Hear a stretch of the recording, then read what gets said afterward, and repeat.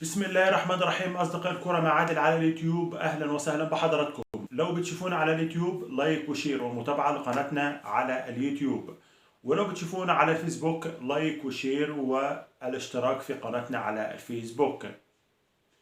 في بداية حلقتنا النهاردة بعتذر لكل جماهير الزمالك عن الفترة اللي أنا ركزت مع النادي الأهلي في مباريات كأس العالم للأندية وما تابعتش اخبار نادي الزمالك.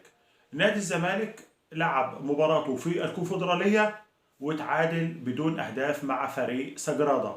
بالتعادل ده نادي الزمالك مازال على قمة المجموعة وصعد للدور التالي في الكونفدرالية. بالتوفيق لنادي الزمالك في المباراتين المتبقيتين في دور ال16. على الجانب الآخر فريق فيوتشر يتعادل مع اتحاد العاصمة 0-0 ويحجز مقعدا في المركز الثاني في مجموعته. على الجانب الآخر في دوري الأبطال طبعا النادي الأهلي متأجل مباراة شباب بلوزداد و سان داونز يفوز على بيراميدز في القاهرة 1-0 ويتدهور موقف نادي بيراميدز في مجموعته. نادي بيراميدز الآن يتزين المجموعة بتاعته. سان داونز في المركز الأول ب7 نقاط، مازيمبي المركز الثاني 7 نقاط، وبيراميدز بيتزين المجموعة ب4 نقاط. بنتمنى ان نادي بيراميدز في المباراتين المتبقيتين يحسن من موقفه في المجموعة. وبتأسف تاني لجماهير نادي الزمالك ان احنا غبنا عن تغطية اخبار نادي الزمالك في فترة ان النادي الاهلي كان بيلعب في كأس العالم للأندية. النادي الاهلي بعد هزيمته 2-0 من فريق فلومينزي البرازيلي، والنادي الاهلي كان يستحق ان هو يفوز ويلعب المباراه النهائيه امام مانشستر سيتي. نادي فلومينزي يتلقى هزيمه ساحقه من مانشستر سيتي 4-0 في نهائي كأس العالم للأندية. نادي مانشستر فاز 4-0 على فريق فلومينزي البرازيلي ويفوز بكأس العالم للأندية للمرة الأولى في تاريخه. نادي فلومينزي نادي يا جماعة على قده، ولكن ظروف المباراة هي وإهدار الفرص من النادي الأهلي هي اللي جعلته إن هو يصعد للمباراة النهائية. ولكن ده قدر الأهلي إن هو يلعب على المركز الثالث والرابع ويفوز على فريق أوراوا ريد الياباني 4-2 ويفوز ببرونزية كأس العالم للمرة الرابعة في تاريخه. إدارة النادي الأهلي رصدت مكافآت للفوز بمركز الثالث 250 ألف جنيه لكل لاعب بعد الفوز بالبرونزية لكل لاعب. النادي الأهلي وصل الإمارات للعب مباريات كأس السوبر أمام سيراميكا يوم الاثنين. النادي الأهلي كل أوراقه جاهزة، ولكن ما يعيب الأهلي الإرهاق اللي فيه لاعبيه. النادي الأهلي لعب 3 مباريات قوية جدا في كأس العالم للأندية. كان النادي الأهلي بيتمنى أن المباراة تتأجل 24 ساعة، ولكن اتحاد الكرة رفض، واللجنة المنظمة لكأس السوبر الرباعي رفضت تأجيل المباراة. مارسيل كولر النهارده التدريب الوحيد اللي عمله النادي الأهلي في الإمارات هو تدريب اليوم الأحد، تدريب وحيد. كان تدريب فك عضلات للاعبين، محاضرات نظرية بيفرجهم على نادي سيراميكا وبيحدد لهم نقاط القوة والضعف في فريق سيراميكا. وقال لهم يا جماعة احنا في المباراة اللي فاتت كنا بنعمل ضغط على الفريق اللي قدامنا من نص ملعبه علشان نمنعه ان هو يتقدم.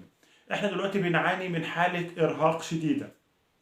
عشان تنفذ الضغط ده لازم تكون فايق ومركز ولياقتك البدنية 100%. طب النادي الاهلي عنده ارهاق، يعمل ايه في المباراة ديت؟ يضغط من نص ملعبهم؟ مش هيقدر ان هو يكمل المباراة على الريتم ده.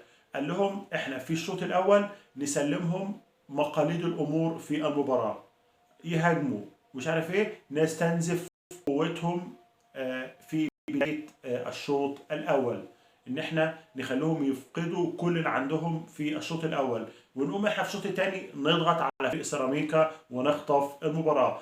كان كلام مارسيل كولر مع لاعبي النادي الأهلي في المحاضرة النظرية اللي هو عقدها معهم، وقال لهم قوة فريق سيراميكا في خط نصه وفي هجومه.